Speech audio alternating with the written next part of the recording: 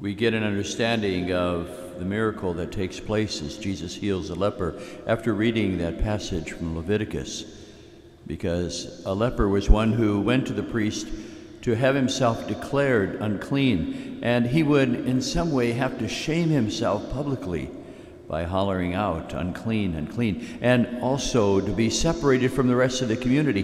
He lived in isolation. And so Jesus' healing not only took care of what has blemished his skin, but also of restoring him to the community and restoring his humanity.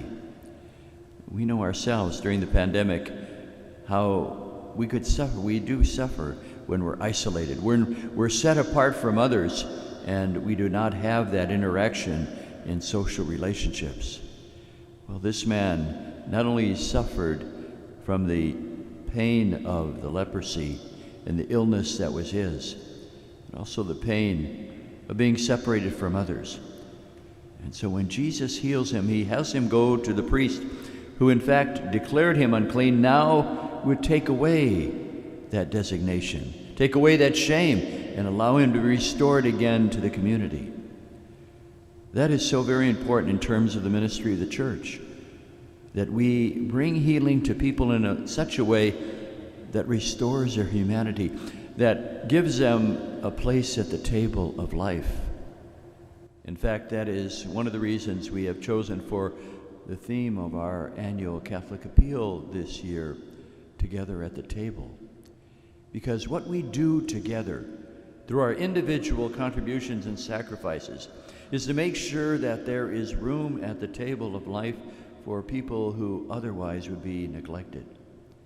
We do it for the support of the poor parishes in our archdiocese, to give scholarships to children so that they can have an education that will benefit their life, to those who are preparing for different ministries in the life of the church, whether it's our seminarians or the lay ministers.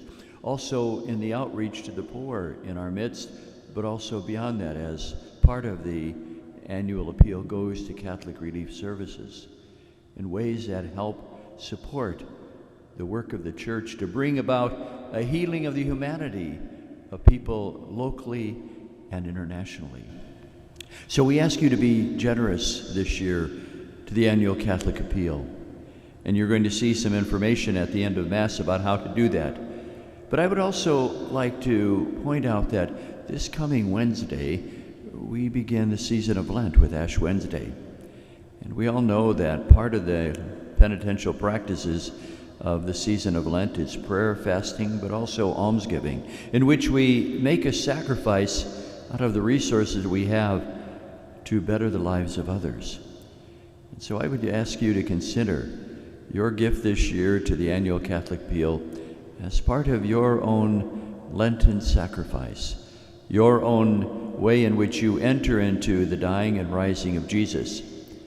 You know, there is a moment in the Eucharist in which the priest invites people as we begin the Eucharistic prayer. Pray that my sacrifice and yours will be acceptable to God the Father Almighty. And that is what we do at the Eucharist. We make the sacrifices that we make in life and bring them to the Eucharist, sharing it together.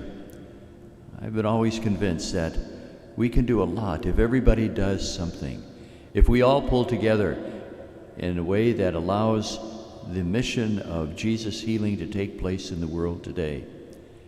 And so I ask you to be generous this year.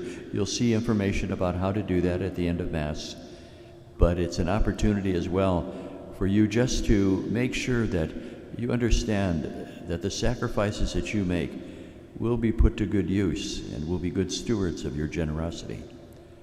So today, let us take up the common cause of healing in the world to restore the humanity of others.